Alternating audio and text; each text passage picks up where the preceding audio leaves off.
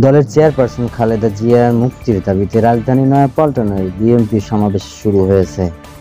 আজ শনিবার বেলা 3:30টার দিকে পবিত্র কোরআন তেলাওয়াতের মধ্য দিয়ে সমাবেশের কার্যক্রম শুরু হয়। সমাবেশে বিএনপির স্থায়ী কমিটির সদস্য মির্জা আব্বাসের সভাপতিত্বে প্রধান অতিথি হিসেবে বক্তৃতা করবেন মহাসচিব মির্জা ফখরুল ইসলাম আলমগীর। বেলা 1:45টার দিকে ঢাকা জেলা বিএনপির একটি বিশাল মিছিলের জেলার সাবেক সভাপতি ডক্টর দেওয়ান সালাউদ্দিন বাবু ও বর্তমান সাধারণ সম্পাদক অ্যাডভোকেট নিপুণ রায় চৌধুরীর নেতৃত্বে নয়াপল্টনে জামায়াত হন। তার আগ থেকে জাতীয়তাবাদী দলের নেতাকর্মীরা সমাবেশস্থলে জমায়েত হন। ছাত্রদলের পদবঞ্চিত নেতাকর্মীরাও এই সমাবেশে যোগ দিয়েছেন। পেশাজীবী ও সংগঠনগুলোর নেতাকর্মীরাও এই সমাজে যোগ দিয়েছেন।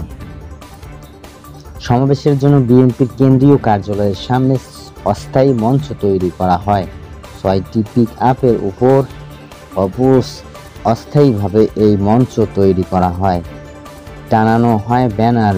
মূল মঞ্চ তৈরির পাশাপাশি নয়াপল্টন থেকে শুরু করে ফকিরাপুর মোড় পর্যন্ত এবং অন্য আশেপাশে কাকরাইল থেকে কর্ণফুলী মার্কেট পর্যন্ত লাগানো হয়েছে মাইক।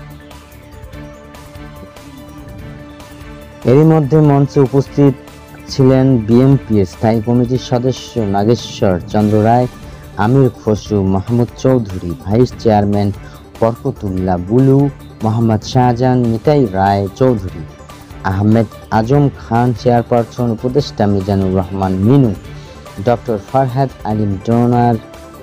এছাড়াও আছেন দলের যুগ্ম মহাসচিব খায়রুল কবির খোকন, হাবিবুল খান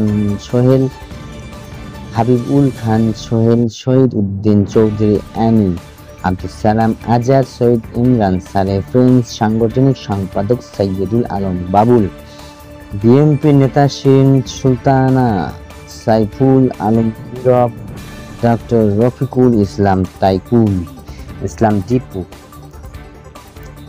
ইসলাম টিপু, আব্দুল কাদের ভুঁইয়া, জুয়েল আফরোজা আব্বাস ও অ্যাডভোকেট নিপুণ রায় চৌধুরী সহ আরও অনেকেই।